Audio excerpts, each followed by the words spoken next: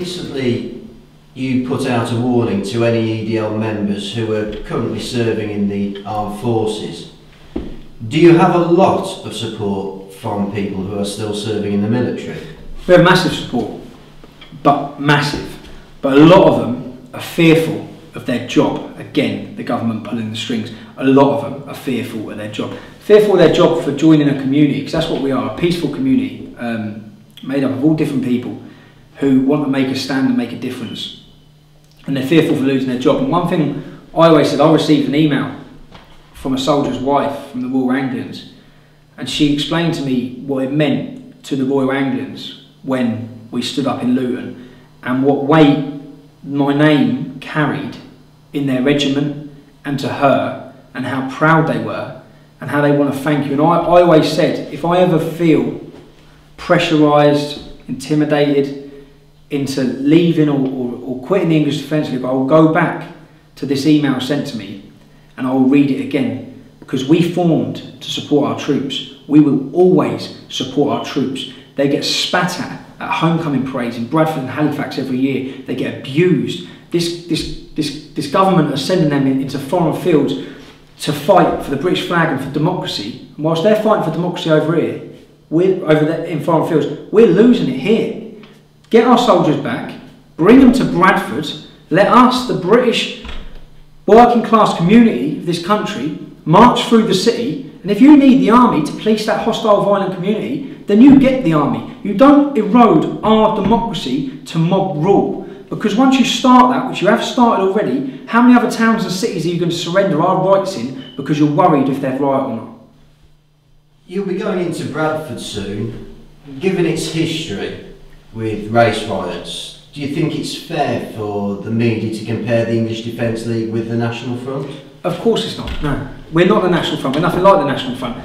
We're going there to voice Bradfordians' concerns because they've got no voice, because they're contacting us. They're contacting us saying what's going on locally in their town. They're contacting us saying their daughters are being taken away and pimped and beaten and raped and abused, and no one will do anything. And every time a Muslim's interviewed, they say, I feel it when a Muslim's killed in Afghanistan. I feel it in Iraq.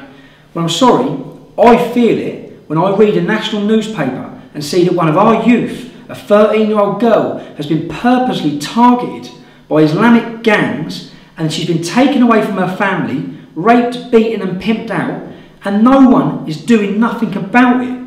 No one. There's 12 cities up north, in the north of this country, where this is an epidemic. And I think if you could draw the dot to dots, which you won't be able to do because the government will make sure the statistics aren't there to do it, but if you could draw the dot to dots across this country of crime targeted from the Islamic community against non-Muslims, we'll realise a jihad has already been launched in this country.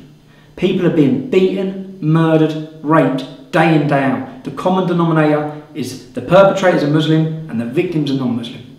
And you can say, just look at the statistics for prisons, 4% of this country is Islamic, yet 12% of the jails are Islamic. And if you go to, that means a Muslim is three times more likely to break the law than a non-Muslim. The reason for that, they have no respect for our law. They're brought up anti-British law. They're brought up believing in their own law, for Sharia law, which is what 37% of them openly say they want in this country. And we're not encouraging them to integrate. If you're making everyone eat halal food, if you're opening Islamic banks, if you're opening madrasa schools, if you're doing Muslim-only swimming days, what the hell is going on? It is a time bomb, and the clash of cultures, it's inevitable unless these problems are tackled. Unless we can openly debate these issues and people can have a voice, and our politicians will grow some balls and talk about them and stand up for their electorates rather than just bowing to the Islamic community. Okay, well, most media outlets seem to paint the English Defence League as being Nazi, racist, Islamophobic and against all Muslims. Would you agree with this? If not, why not? It's comical. And the first time I realised, as I said, with the media outlet, at our Birmingham demonstration, when the Muslims charged through the streets and jumped on people's heads, there was a picture in the Daily Mail. I still can't believe it, yeah?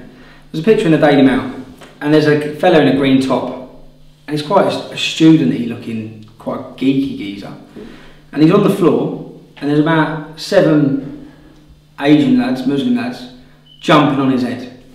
And underneath the picture, it said, "A fascist is attacked by anti-fascists." And that's when I sat there and thought, oh my God, what are we up against?